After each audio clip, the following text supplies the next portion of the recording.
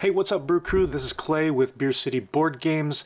Today I'm going to be talking about the expansion for Crusaders Thy Will Be Done, Divine Influence.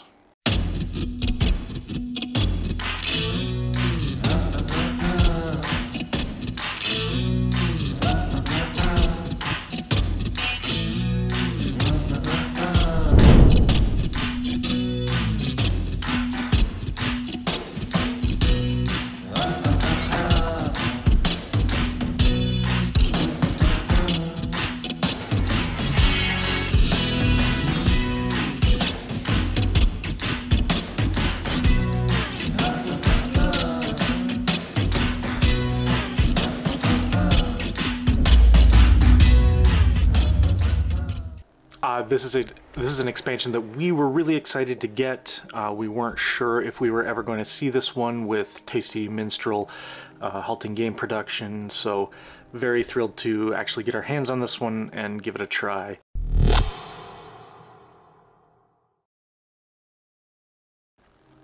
Alright, so let's go into a high-level overview of what this expansion adds.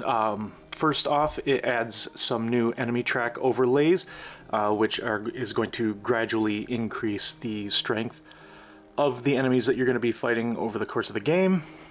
In addition to that, we've got 4 new Knight Order tiles, which are going to give you starting benefits, new special powers that you can have throughout the game.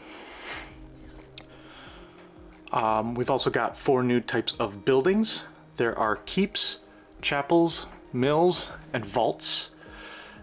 Each one of these are going to go onto a new player board, and as you build up these different buildings, they're going to unlock benefits for you.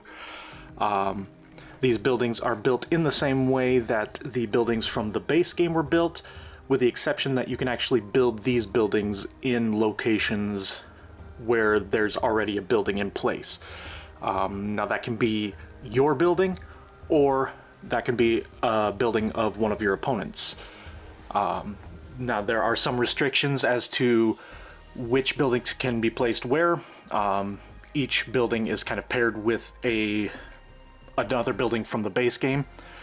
For example, keeps can be built with castles, chapels can be built with churches, mills built with farms, and vaults built with banks. Along with that new player board extension, which is going to hold your new buildings, it'll also hold 2 new additional troop tokens, so over time your Crusader ability can become stronger. And then probably the biggest thing that this expansion adds is the new option for the influence action. During game setup, you are going to place out influence tokens on each of the hexes, and then on your turn, when you take the influence action, it's going to allow you to, instead of just using the influence to get points, you can use your influence action to gain these tokens from the board. Each one of these are going to give you some kind of special bonus. Some of them are going to let you upgrade your action wedges. Some of them are going to let you boost your actions that you take for a one-time, or some for infinite power boosts.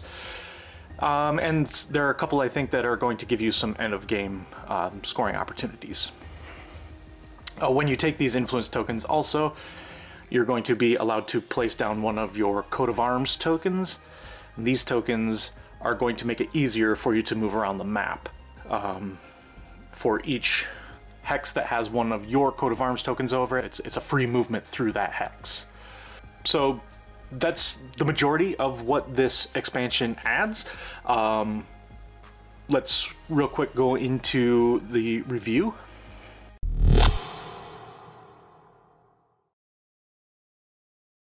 Alright, so starting off with what I thought of the components and the art.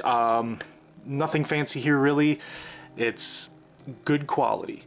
I would say they are they are good components. There's nothing really groundbreaking here. There's nothing super fancy, but the cardboard is nice, thick, heavy cardboard. Artwork matches up with the base game.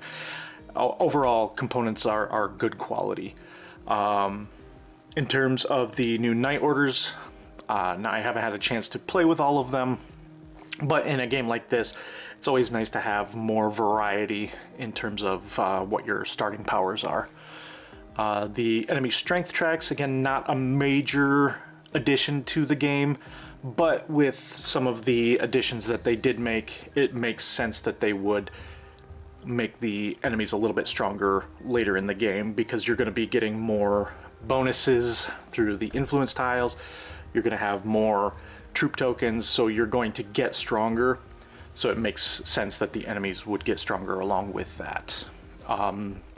Those coat of arms tokens can be really useful, especially kind of late in the game where you have to get farther across the map to get to empty spaces or any spots where there are still enemies that you may want to fight. So that can be really useful to help you kind of get around the map. And then those influence tokens, I think, are the biggest part of the game. In the base game, that influence action felt, it was fine, but it wasn't particularly exciting. It was just a way to get points, but it didn't feel like it was a part of the game necessarily. It kind of felt like it was this little thing that was set aside from the thematics of the base game. Whereas now with these new influence tokens, you know, it makes a little bit more thematic sense, at least in my mind, as to why this is happening, right? Where our knights are moving around the country and spreading influence in different parts of the map. So this kind of, at least to me, makes it easier to explain the whole influence action thematically, which I really appreciate. I think, you know, none of the abilities that you get from these tiles are necessarily game breaking. You know, nothing real major, usually just little bonuses here or there. But in a game like this, where, you know, one or two actions can really make a difference, I think what this adds is a big step forward for the game.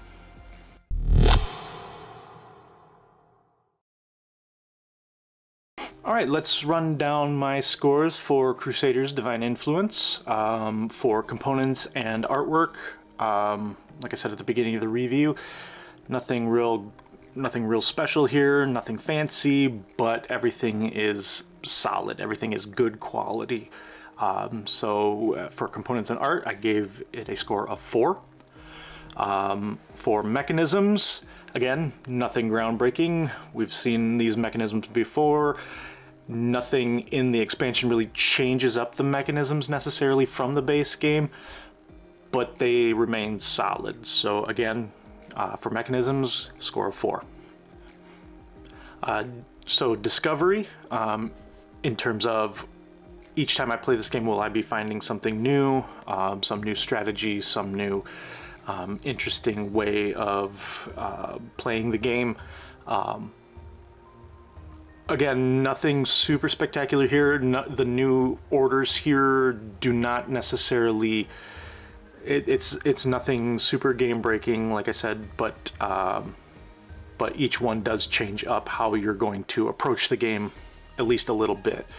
And so I gave this one a score of 4 as well. And then overall experience, you know, how much did I enjoy playing this expansion?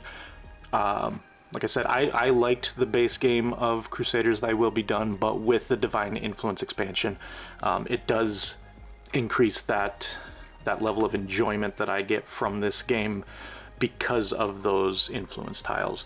So overall, I gave that one a score of 4 as well. I think this is one that if you like the base game, you're going to really enjoy what the expansion adds.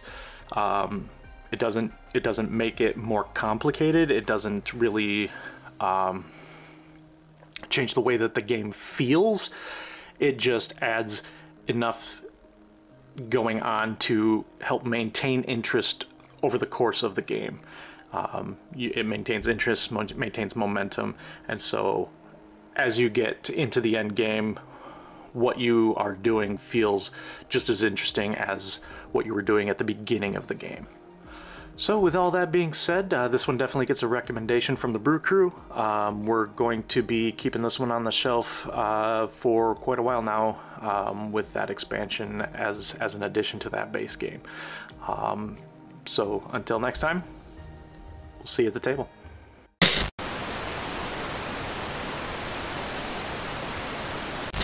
Hey everybody, don't forget to like and comment on this video.